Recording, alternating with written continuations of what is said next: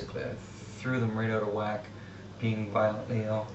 And I went and saw 3 ears, nose, and throat specialists, doctors, and they told me that basically the damage wasn't irreparable, but it would take a very long time for me to heal.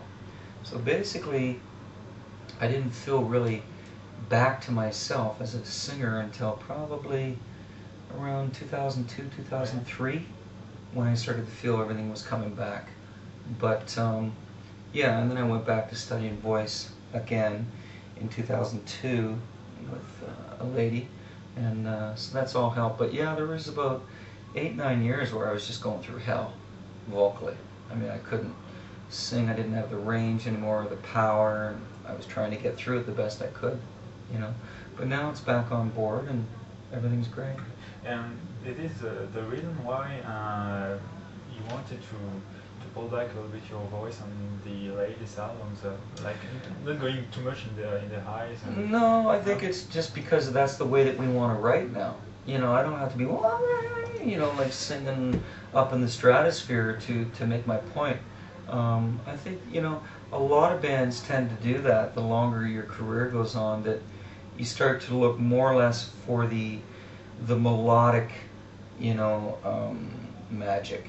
You know, you want that to be the focus more so than the calisthenics in the voice, you know.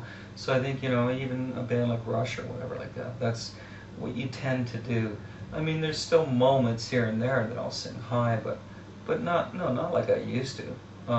I save that for when we're singing older material, you know, and doing older material. So it's there, I'm capable of doing it, it's just, you know, we're more focused on what makes sense for that song, you know, instead of me being all over the place and singing in the clouds. It's more or less what really works melodically for that song is the priority. Okay, just concerning images and words, don't you feel bored to sing these songs like Pull Me Under or Metropolis over and over again? Yeah, some nights you feel like that. Like, yeah, I have to be honest. I mean, there's some nights when we're doing Pull Me Under or, yeah, like you said, Metropolis, where, yeah, I mean, you're kind of like, oh, geez, here we go again, you know, lost in the sky, you know, oh my God. And, but at the same time, you always have to remember that, you know, people have come there to hear your songs, whether it be Pull Me Under or Metropolis or Scarred or, you know, Learning to Live or whatever it might be. And it's you know, you need to give it all that you have each and every time you do it, or else you're not being fair to your fans. So you quickly remind yourself that, you know, even though you're not that inspired to do it, you know, it's up to you to be professional and get into it. Okay. You know? Yeah. But yeah, we're all human. I mean, if you do something over and over and over again, it's like, whippy-doo, you know? But you know what? You know how I find the way you can get back into these songs, even though you've sung them 1,000 times or more, is the energy from the crowd. You know, that's where it comes from, and that's what gets you back into realizing why it was great when it began. You know, and that's what it's all about.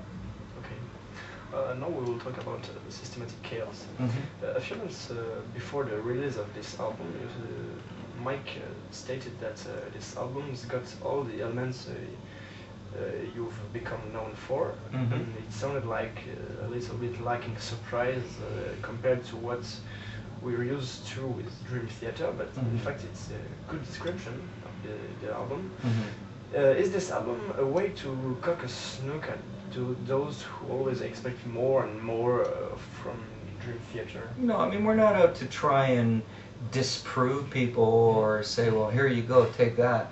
No, I mean, you know, we do the albums that we do because that's where we are at that particular moment. That's what's inspiring us. That's where we want to go musically, in the direction that we go. It's first and foremost, you know, and that we are being completely sincere about, and the integrity is a major part of all that. That whole process is that we have to do what we feel we are wanting to be at that particular point in our career.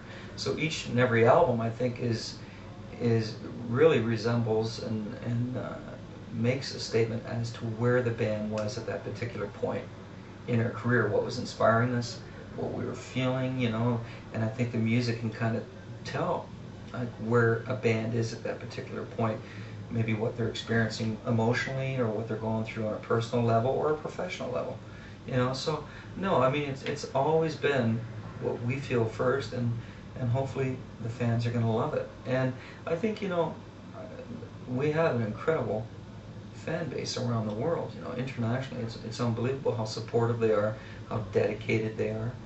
And I think that they've come to expect change and experimentation, and for us to be pushing the envelope every chance we get. So it's just become what Dream Theater is all about. That's us being who we are.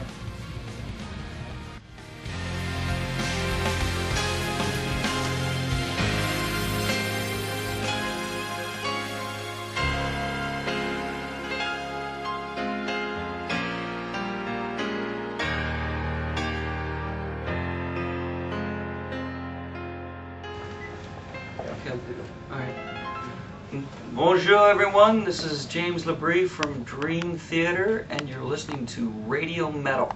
Keep it loud and keep it proud. See ya. Thank you. Thank you.